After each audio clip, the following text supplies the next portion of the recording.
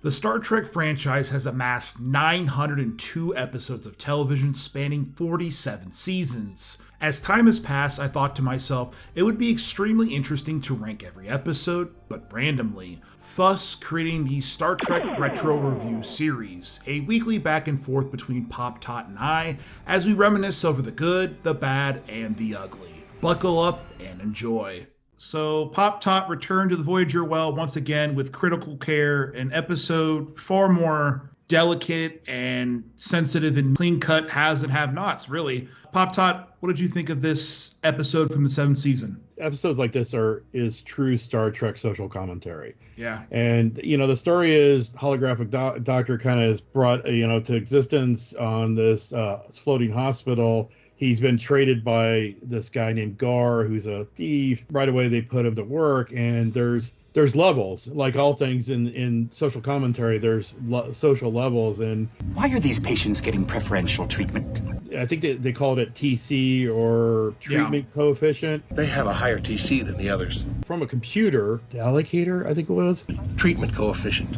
The allocator assigns one to every patient. Gave people that had meaning to society a higher TC, or if you're a scumbag, you got a lower TC. But as you could see from the different levels, the blue level being the highest, there was definitely like the rich and the poor. I really liked the holographic doc in this. He was really struggling with, his programming. He did something really unethical at the end. I order you to medicate me now.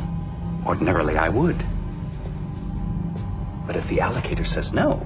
But there's some great characters in here, character actors. Administrator Chelik, he was played by a really good 90s actor, Larry Drake. How is any of that relevant to medical treatment? An agricultural engineer is obviously more important than a waste processor. Important to whom? Society. And then, of course, one of my favorite bad guys is Gregory Itzin, who played the bad president in 24. He was the doc. He was in there. And he wasn't a bad guy this time, which was threw me off. Whatever it is, you won't get away with it. Are you going to kill me? Because he was a doc on the blue level, and I thought he was a kind of a bad guy, but it turns out that he wasn't. Cytoglobin isn't authorized for level red patients. Isaac! I don't want to break the rules. I made the rules! Then you should be pleased I hold them in such high regard. There's that going on. There's a seriousness, and like I said, the narrative is of social commentary and healthcare and the different levels from rich to poor. But on the background, you have the subplot of the Voyager trying to find Gar. So they're going to all these people trying to find this guy, and he's basically screwed everybody. He was gone a day before we realized he'd also stolen 20 kilos of ore. Overall, I mean, what are your thoughts on it, since this was my selection? You brought up the one thing I maybe wasn't a big fan, was the tonal shift, was that the doc on this planet dealing with the levels had the very typical Star Trek moralities and intrigue and exploration of thoughts, and there were some interesting things going on there. And then Voyager crew finding Gar, there was like a montage of them listening to people, and then this woman's like, oh, you just want to have sex with Gar too, and then Janeway was like touching Tuvok inappropriately. Oh, I forgot about that. Yeah, I already have a man. And Tuvok, like, he was like ripped his hand away after. He's like, get off me. The interesting thing to me was that it wasn't just the blue level, which is the Richie Rich, the haves or whatever. It wasn't just them getting medical treatment. It was them actually getting prevention for things they didn't have. This patient's arteries appear to be healthy. At the moment. But daily injections increase life expectancy up to 40%. While these other people were actually suffering and dying. That part was really compelling to me, and I really enjoyed it. Those patients will survive without it. But a dozen people on this level won't. I will not let them die. This is why I love Star Trek, is that there's a lot of good ideas here and interesting correlations to triage. When people are triaged, they are put at certain levels based on their acuity and what danger they're in. And so that's happening here, but it's done on a level different than you need help right now versus, okay, you have a cough. Or, here it's, you're so important to society. You're a sanitation expert or whatever. So that was really interesting to me. This woman is the chief engineer of an irrigation facility which provides water to half the subcontinent. So her life is more valuable. In my mind, and I don't know that they necessarily said it out loud or the doc leaped to that conclusion, that the allocator was definitely something that could be deceived. The allocator thinks you are. How did you... Simple. The allocator identifies patients by reading blood factors. I altered Chelix by injecting him with antigens from Tevis. Yeah, I love the Chelik guy. He was explaining what the allocator was. Complex formula that involves profession, skills, accomplishments. And I'm sitting there, I'm like, this son of a bitch is describing an algorithm. It's much more complicated than that.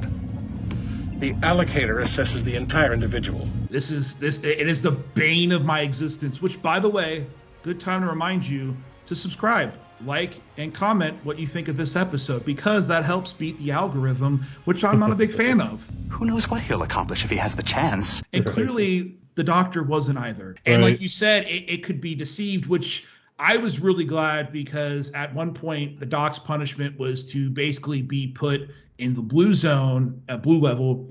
The medical hologram will now commence treatment on level blue. You have 6 minutes to treat patient B3. And because I was like, well, the doc, his technology and his emitter are all beyond advanced. Like, the emitter comes from like the 26th century or whatever. There's no way this allocator should have foothold over him. Come to find out, he doesn't. And he, like you said, he tricks the allocator, which I was really happy about.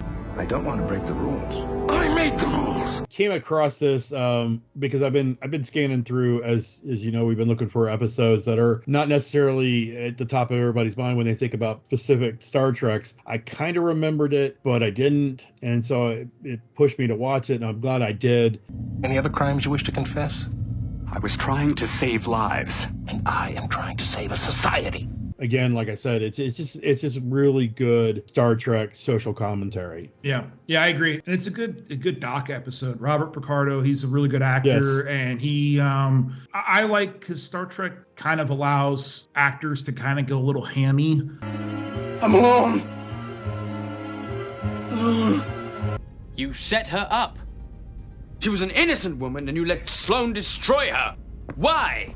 Where they go a little over the top. I think, to me, the one that is peak hammy is Bashir. He always kind of goes a little too much, which I like. And you know, maybe even Sisko too. Picardo does a really good job of walking the line here. And him basically stepping over the parameters of his program to almost kill this guy was really compelling to me. I just wish, and this is kind of an issue you kind of tripped on, that the kid dying was more pronounced, because like you said, there was almost, I'm 99% sure he died. If the boy had been fit, he would have survived. Why don't you just put a phaser to their heads? But the way that it was handled was so weird to me, and it was just like... Tevis has been moved. I know. What's level white? Some kind of patient recovery area? It's the morgue. It was just kind of like a couple sentences that were just thrown off, and there wasn't a whole lot. And I guess you could say that the doc's reaction is what you need, the effect. But I just felt like it should have had more tonal hit to the episode. Reactal. Oh dear, I hope you're not getting sick. If it's the worm root, it's gonna get a lot worse. Right, and maybe to me, it was the doc's response to it. Chellik explained it to him, and the doc was like, "Did you think I wouldn't find out?" You know, I mean, he was a little upset, but he wasn't like, as passionate as Carter could get with that character. Yeah, and that was kind of my thing. But overall, what would you rate Critical Care? I would give this a 6.9. That's what she said. Michael. I was not expecting that. All right. It wasn't a perfect episode. I think one of the odd things for me is Star Trek always manages to create expansive worlds despite the studio set. Yeah. And this felt like a very small set to me. Yeah. Like the blue level, they usually use it with, back then they used it with matte paintings and stuff. But the blue level was like a small room with 4 beds in it, and the red level was about just as big, but it had 100 people in it. I mean, it wouldn't surprise me if the blue level, and I would have to really pay attention, was just a redressed med bay. It was one of the Star Trek. Absolutely. I did like the design of the super skyship. That was really cool. That was really again. neat. That was a matte painting, and I just they've done so much with that, but I kind of felt like it was almost like lazy production. There was just a little small space. Then, like you said, there was like the tone change. Yeah, I'm gonna give this a 6.9 as well for the memes. Really? Nothing. I always love social commentary in Star Trek. I like when it's done with some nuance, which probably could argue there's not a lot of nuance here. Don't you have any ethical standards? I just, again, the tonal change. They try to make this whole thing with Gar kind of funny, but then you have people dying, and then there's, the doc basically poisons a man. So it's kind of like, it's kind of. Don't forget, Neelix tried to poison Gar. Mr. Neelix, have you deliberately poisoned this man? Relax. He's just having gas pains. Yeah, and then that was right after Tuvok was going to torture him. How? A mind meld. What's that? An invasive and disturbing procedure. So, yeah, there's the tonal shifts in this episode were a little weird for me. So I feel like a 6.9 is good. It's a solid episode. I don't think I would call it great, maybe good. I think maybe this episode in a way kind of personifies some of the issues with Voyager, that there's a lot of good with some kind of like, wait, what? Overall, let us know what you guys think of this episode. Do you remember it? Do you like it? Do you have issues with it? Do you hate it? Let us know in the comments, and we'll see you guys on the next one.